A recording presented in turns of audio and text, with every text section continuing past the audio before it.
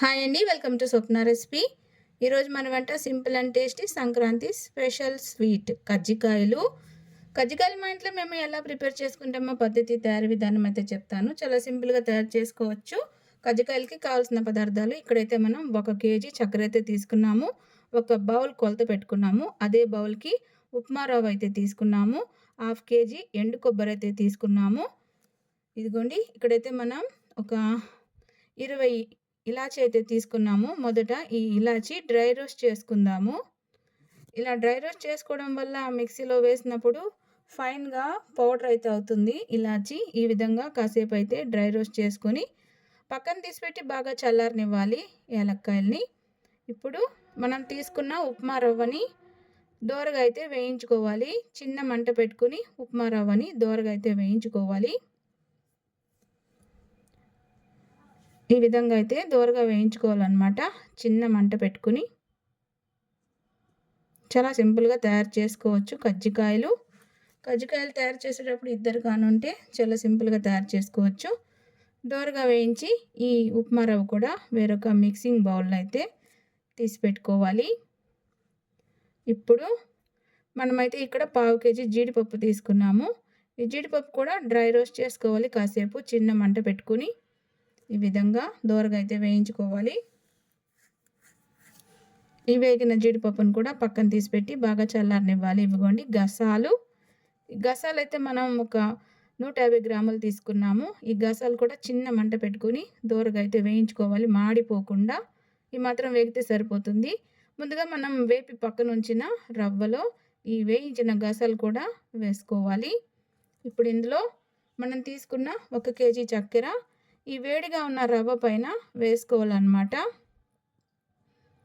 కరెక్ట్గా సరిపోతుంది. 1 KG రవ్వకి 1 KG చక్కెర, 1/2 కేజీ ఎండు కొబ్బరి. మనం తీసుకున్న కొబ్బరిని ఈ విధంగా సన్నగా ముక్కలుగా కట్ చేసుకుని మిక్సీలో మనం వేపి పక్కన ఉంచిన యాలక్కాయలు కూడా వేసి మిక్సీ చేసుకోవాలి. ఎండు కొబ్బరి తురుముకోవచ్చు, మేమైతే మిక్సీ చేస్తున్నాం. మీ ఇష్టం, తురుముకునే ఓపికంటే తురుమండి. ఈ విధంగా మిక్సీ చేసుకున్నా కూడా బాగుంటుంది. మిక్సీ చేసుకున్న ఎండు కొబ్బరి పొడి కూడా ఈ మిక్సింగ్ బౌల్లో అయితే వేసేసుకోవాలి. ఇప్పుడు మనం వేయించి పెట్టుకున్న జీడిపప్పును కూడా మిక్సీలో పలుగ్గా అయితే మిక్సీ చేసుకోవాలి, ఈ విధంగా నూకలాగా. ఓకేనా? ఇప్పుడు ఈ జీడిపప్పు నూక కూడా ఇందులో వేసుకోవాలి మిక్సింగ్ బౌల్లో. ఇప్పుడు ఎండు ద్రాక్ష ఫ్రెండ్స్, మనమైతే ఇక్కడ 1/2 కేజీ ఎండు ద్రాక్ష తీసుకున్నాం. ఎండు ద్రాక్ష ఆప్షన్, మన ఇష్టము.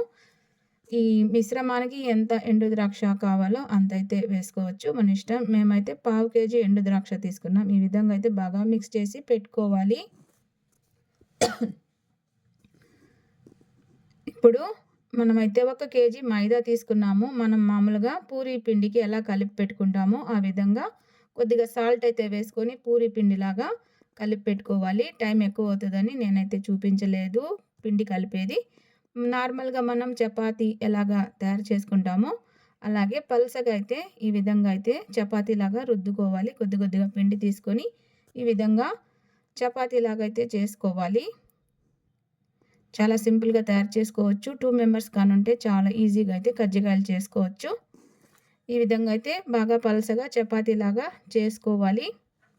చాలా టేస్టీ ఉంటాయి కజ్జికాయలు. తయారీ విధానం చూస్తున్నాము. తర్వాత ఇలాంటి కజ్జికాయలు పీట తీసుకొని సైడ్స్ ఈ విధంగా నొక్కులు ఉన్నాయి కదా, నొక్కుల్లో అయితే మనం పొడిపిండ వేసి పెట్టేసి తర్వాత మనం తయారు చేసుకున్న చపాతీ అయితే దీనిపైన వేసి మనం ముందుగా ప్రిపేర్ చేసి పెట్టుకున్న పూర్ణం అయితే ఇందులో సరిపడగా పెట్టుకోవాలి. మరి ఎక్కువ పెట్టుకోకుండా ఒక 2 స్పూన్స్ అయితే పెట్టుకుని ఇలాంటి ఆయిల్ డిస్పెన్సర్ వాటర్లో ముంచి ఈ సైడ్స్ అయితే అప్లై చేసి ఇలాగా మూసేసి ఇలాగా కజ్జికాయల పీటతో ఇలా గట్టిగా ప్రెస్ చేస్తే సూపర్గా తయారవుతుంది అన్నమాట కజ్జికాయ.